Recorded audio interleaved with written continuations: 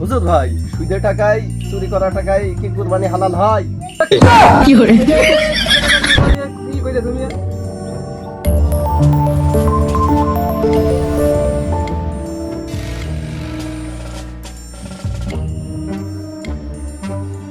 কি করা যায় দেই হুজুর, এর কাছে আমি যে দেখি কি সাজেশন দেয় হুজুর। এই শরীয়ত অনুযায়ী কি হাওলাত করা কিস্তি তোলা টাকা সুদের টাকা দিয়ে হয় নাকি কুরবানি হালাল, যে এই দেখি আমি। আমার সাথে একটা কথা ছিল, আমি তো বাপু বিপাদে ঘুরে গিয়েছি। মানে মূল কথা তোমার খুলে কই, কারণ আমরা একটা গরু কুরবানি দিয়েছি, ভাবি রইল 6টা। কেউ কিস্তিতে টাকা তুলেছে, কেউ সুদে তুলেছে, কেউ চুরি করেছে, কেউ হাওলাত করেছে, আবার অবশেষে একজন কচ্ছে যে গোশ 2 কেজি কম হয়ে গিয়েছে।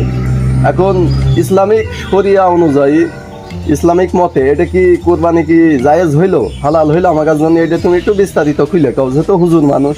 হ্যাঁ, এখন কথা হচ্ছে কোরবানি হচ্ছে আল্লাহর জন্য, আল্লাহর সন্তুষ্ট লাভের জন্য কোরবানি। এখন কিস্তিতে টাকা তুলে, সুদে টাকা তুলে এগুলোতে কোরবানি হবে না।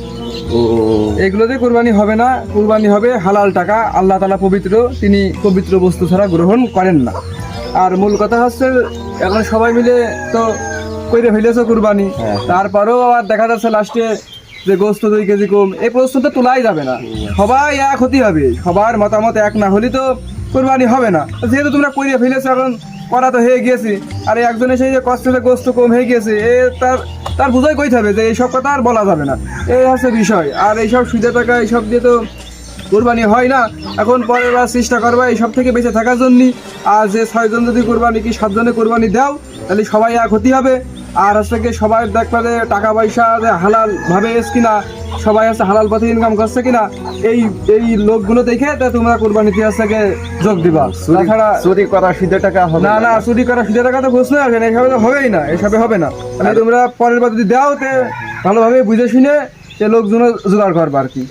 আর এক ভাই যে বারবার কাছে 2 কেজি কম হয়ে গেছে, আসলে কম হয়েছে, তাই কি হবে 6 জনের ভিতরে একজনের কম হয়ে গেলে যদি কয় কোরবানি হইলো আমাদের? না, কম হয়ে এসে প্রশ্ন তুললেই তো হবে না। এখন যা মীমাংসা করে দেওয়া হবে, সবাই সন্তুষ্ট মনে ওটা গ্রহণ করতে হবে। পরে এসে যদি কয় যে আমার এ হেজ ও হেজ, কলিও তো আর সেটা মিটিয়ে দেওয়া যাচ্ছে না।